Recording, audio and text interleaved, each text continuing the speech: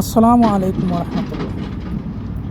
সম্মানিত ভিউয়ার্স, আপনাদের জন্য আমি একটা সিরিজ উন্মোচন করছি। সিরিজটা হচ্ছে একটি সুন্নাহকে বাঁচাবো বলে। আর আজকের প্রথম পর্ব লিখেছেন শায়েখ মোহাম্মদ আতিকুল্লাহ। বিষয় হচ্ছে সুন্নাহকে বাঁচাবো বলে।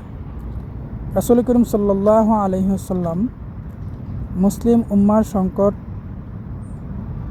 কী পর্যায়ে যাবে তা ভবিষ্যৎবাণী রাসূল সাল্লাল্লাহু আলাইহি সাল্লামের জীবদ্দশায় আমাদের জন্য রেখে গেছেন। এর মধ্যে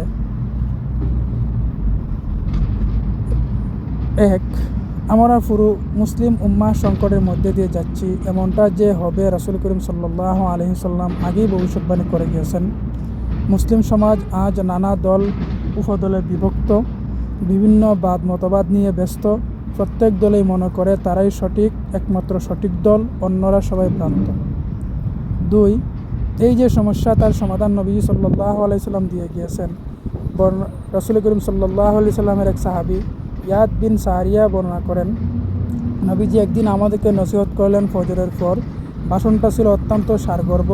উপস্থিত শ্রোতাদের চোখে মুখে পানি, দুচোখ বেয়ে অস্ত্র ঝরছিল। সবার হৃদয় ভীত সন্ত্রন্ত হয়েছিল। একজন তো বলেই বসল, এটা এত বিদায়ী ভাষণ। নবীজি আমাদেরকে কি নির্দেশনা দিয়েছিলেন? আমি তোমাদেরকে তাকওয়া অবলম্বনের আদেশ দিচ্ছি, আমি তোমাদেরকে শোনা ও মানার আদেশ দিচ্ছি।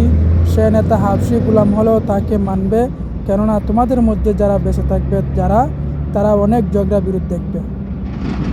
তোমরা নিত্য নতুন বিষয়াবলী থেকে বেঁচে থাকবে, কেননা সেগুলো ভ্রান্ত। তোমরা যারা সে বিষয়টা পাবে তারা যেন আমার সুন্নাহকে আঁকড়ে ধরে, আমার হেদায়েতপ্রাপ্ত সুবিদ্য সম্পন্ন খলিফাদের পথ আঁকড়ে ধরে। তোমরা তাদের পথকে মজবুতভাবে কামড়ে ধরে রাখবে। 3, নবীজি সাল্লাল্লাহু আলাইহি সাল্লাম কথায় বোঝা গেল সুন্নাহ অনুসরণের মাঝে আমাদের মুক্তি নিহিত।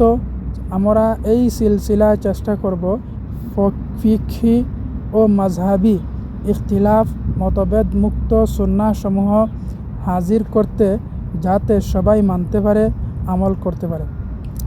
5, এই সফরে আমাদের শিয়ার হবে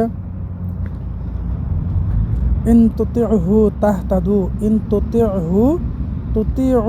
তাহতাদু, তারা যদি অনুসরণ করে হিদায়াতে পেয়ে যাবে ইনশাআল্লাহ। আল্লাহ তাআলা যেন আমাদেরকে রাসূল করিম সাল্লাল্লাহু আলাইহি সাল্লামের প্রত্যেকটা সুন্নাহকে বাঁচার আমল করার তৌফিক দান করেন। আমিন। আজকে এখানে শেষ, আজকের পর্ব।